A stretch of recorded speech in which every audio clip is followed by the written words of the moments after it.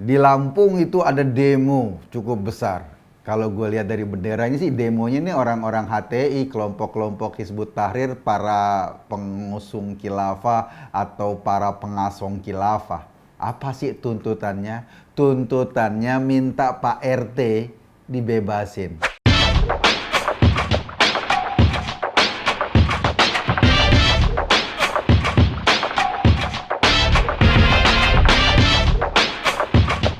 Lo inget gak? Ada seorang RT di Lampung yang membubarkan dan sok jagoan membubarkan itu jemaat gereja lagi ibadah. Tiba-tiba dia nyelonong mau bubarin dan kemudian itu viral videonya diprotes oleh banyak orang di Indonesia, dikecam, lalu Pak RT-nya minta maaf pada jemaat gereja, lalu polisi menetapkan dia sebagai tersangka. Kucluk-kucluk ini gerombolan HTI demo-demo minta Pak RT biadab itu dilepaskan dari penjara. Enak aja, emangnya negara kita negara yang bisa diatur sama demo-demo kayak gitu? Enggak dong. Kalau sudah ditetapkan sebagai tersangka, lalu masuk proses P21, masuk pengadilan, ya jalanin dulu dong hukumnya. Itu di Lampung. Lain lagi di Kulon Progo yang kemarin isunya juga rame, ada patung suci Bunda Maria di sebuah tempat peribadatan atau katakanlah rumah doa, ada patung suci di situ, ada patung Bunda Maria di situ, diprotes sama sebagian orang, kabarnya begitu. Lalu atas inisiatif bersama katanya demi menjaga ketertiban, akhirnya patung itu ditutupin terpal biru. Menyedihkan memang bagi mereka yang meyakini Bunda Maria sebagai perempuan suci, menyedihkan perilaku seperti ini. Tentu saja banyak orang yang protes, gila apa? Sama patung aja keimanan orang bisa goyang sampai ditutupin kayak gitu. Sayangnya saat itu yang juga memfasilitasi bagaimana proses penutupan patung adalah pihak kepolisian. Ujung-ujungnya apa? Sekarang Kapolres Kulon Progo dicopot dari jabatannya. Kita nggak tahu apakah sebabnya gara-gara itu atau gara-gara yang lain. Tetapi setidaknya isu itu baru beredar, akhirnya sekarang Kapolresnya dicopot dari jabatannya sebagai Kapolres Kulon Progo. Ini semua kasus yang berkenaan dengan persekusi para penganut Kristiani, para penganut Katolik di Indonesia, dan pembelaan pada mereka sangat serius juga. Setidaknya tetap ketika kasus Lampung itu ada kasus pembubaran jamaat gereja, ya pelakunya dipenjara.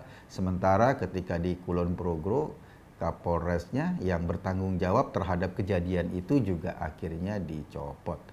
Itu di Indonesia. Gue mau cerita ada kasus lain. Kasusnya di Israel. Lo tahu nggak? Israel ini baru saja memperkenalkan sebuah rancangan undang-undang reformasi peradilan atau apalah namanya, yang diprotes oleh banyak masyarakat di sana.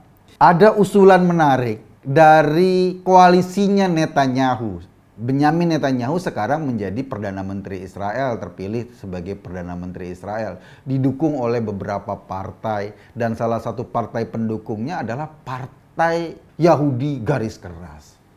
Nah, partai pendukung Netanyahu ini sedang melakukan atau mendorong sebuah rancangan undang-undang yang mengatakan, dan jelas-jelas di situ disebutkan, apabila ada orang yang menganjurkan orang lain pindah agama, itu maka penganjurnya itu bisa dihukum sampai 1 tahun, dihukum penjara 1 tahun. Itu undang-undangnya. Bukan cuma itu, undang-undang itu bicara secara spesifik, terutama para penganjur iman Kristiani. Apabila mereka menganjurkan orang-orang lain pindah ke Kristen, maka penganjur ini bisa dipenjara. Itu jelas-jelas.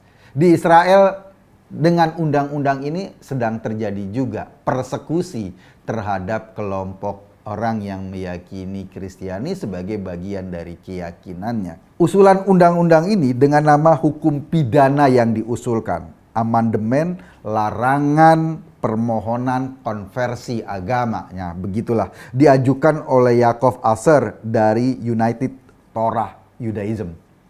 Itu seru. Dan lo tahu apa reaksinya? Ya reaksinya rame. Jadi ini satu paket dengan undang-undang reformasi peradilan yang sekarang justru menjadi isu paling serius di Israel. Karena apa? Karena undang-undang itu atau aturan-aturan yang mau dibuat oleh pemerintahan Netanyahu ini sangat memberatkan atau sangat mengebiri ekspresi kebebasan di Israel. Semua atau banyak sekali rakyat Israel protes kepada Netanyahu. Tapi itu gue nggak penting. Yang penting tadi, hari ini sedang ramai juga dibahas ada usaha kelompok-kelompok Yahudi Ortodoks atau Yahudi garis keras di Israel untuk memenjarakan para penganjur agama Kristen. Maksudnya yang dipenjarakan mungkin adalah ya para pendeta, ya para pastor, mungkin para romo dengan resiko dipenjarakan. Karena apa? Karena di undang-undang itu dijelaskan loh. Siapa yang memproduksi khotbah-khotbah berbasis Injil secara online lalu disebarkan kepada kelompok-kelompok Yahudi itu bisa kena hukuman. Siapa yang membuat pernyataan daring, pernyataan di internet untuk mengajak orang mengikuti jalan Yesus Kristus, itu bisa kena hukuman di Israel. Bayangin, undang-undang ini kan luar biasa menjadi problem serius bagi umat Kristen. Dan yang mengajukan siapa? Yang mengajukan adalah partai pendukung Benyamin Netanyahu yang notabene sekarang adalah partai penguasa resmi di Israel. Di Indonesia ya itu tadi tuh. Ada umat Kristen mau beribadah dipersekusi oleh Pak RT, Pak RT-nya ditangkap.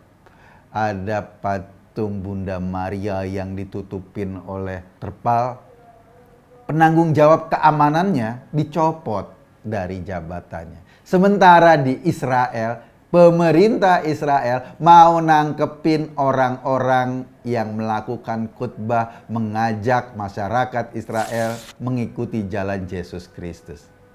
Luar biasa. Gue sih lebih senang di Indonesia kalau kayak gini. Setidaknya pembelaan pada keyakinan, pembelaan kepada umat Kristiani jauh lebih tegas dari pemerintah Indonesia dibanding pemerintah Netanyahu sekarang di Israel. Gue nggak tahu apakah undang-undang ini jadi atau tidak diundangkan karena bentuknya masih rancangan undang-undang.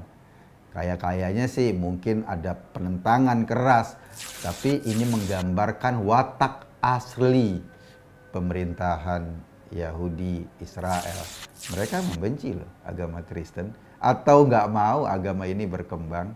Sama seperti mereka membenci kelompok-kelompok di Palestina. Negara itu mungkin dibangun dari atas dasar kebencian dan keserakahan. Ya jadi ya kayak gitulah. Gue Eko Kuntadi di acara Masuk Pak Eko. Terima kasih.